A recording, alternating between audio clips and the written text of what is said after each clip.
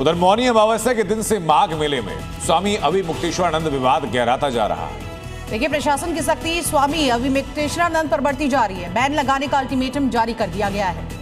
तो वहीं इस पूरी घटना को लेकर के शंकराचार्य स्वामी निश्चलानंद अब स्वामी अविमुक्तेश्वरानंद के समर्थन में खड़े दिखाई दे रहे हैं। माघ मेले में प्रशासन बनाम शंकराचार्य पर हमारी स्पेशल रिपोर्ट देखिए।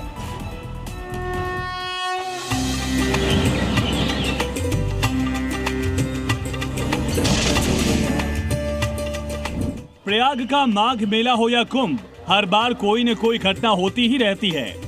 साधु, सन्यासी, अखाड़े, शंकराचार्य कभी स्नान के क्रम में तो कभी स्थान आकार को लेकर मेला प्रशासन से दो दो हाथ करते देखी जाते हैं। मेला प्रशासन भी कभी मान मनोबल करके तो कभी मजबूरी बताकर काम निकाल ही लेता था, मगर साल 2026 के माघ मेले में मामला फंस गया।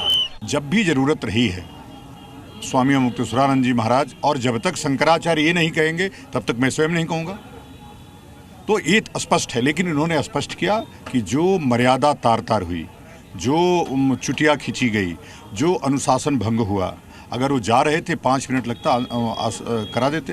तो उन्होंने कहा है कि योगी मोदी सावधान, ये भयंकर युद्ध को आमंत्रण है। माघ मेला प्रशासन ने स्वामी अविमुक्तेश्वरानंद को नोटिस भेजा तो जवाब में उन्होंने प्रशासन से माफी मांगने की शर्त रख दी।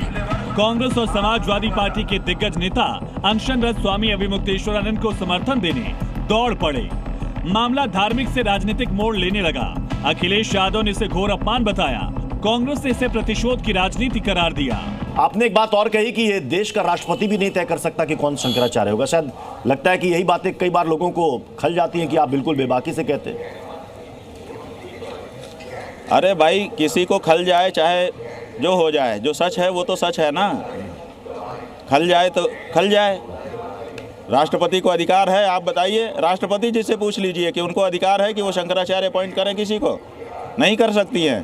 प्रधानमंत्री नहीं कर सकता है, मुख्यमंत्री नहीं कर सकता है। ये मेला प्राधिकरण का अधिकारी तय करेगा कि कौन शंकराचार्य है, कौन शंकराचार्य नहीं है। पूजनीय शंकराचार्य जी के पक्ष में तमाम सनातनी और पूरे देश के सनातनी उनके पक्ष में हैं। भारतीय जनता पार्टी जो अधर्म करा रही है, भारी मन से अधिकारी भी नहीं करना चाहते हैं। प्लीज हटा लो। जो अधिकारी नोटिस भेज रहे हैं या उन्हें स्नान करने से जिन अधिकारियों ने रोका है, वो इस पाप का भागीदार नहीं होना चाहते हैं मनी मन। प्रयाग से लेकर लखनऊ तक 21 तारीख का दिन गहमा गहमी में बीता। सर्द होती स्याह रात में समझौते की कोशिशें भी होती रही, लेकिन 22 तारीख को दिन के सूरज ने चढ़ना शुरू ही किया था।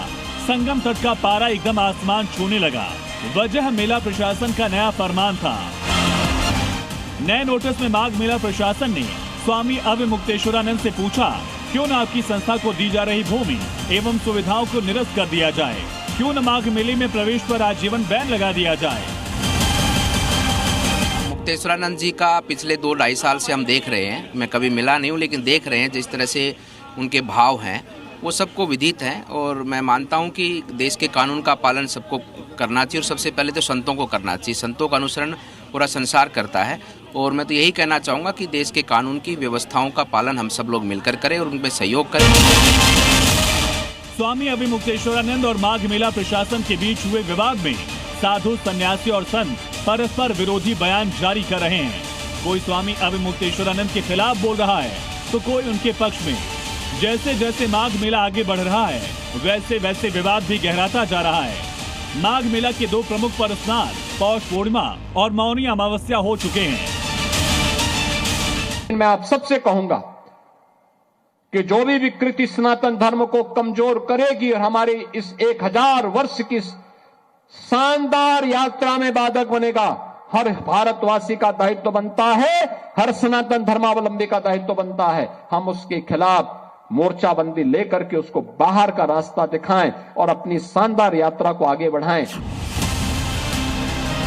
स्वामी अविमुक्तेश्वरानंद और शासन प्रशासन दोनों अपने अपने रुख पर अड़े हैं। इस विवाद का समाधान सनातन शास्त्र से होगा या शासन के नियम कानूनों से, ये देखना बाकी है। ब्यूरो रिपोर्ट, जी मीडिया।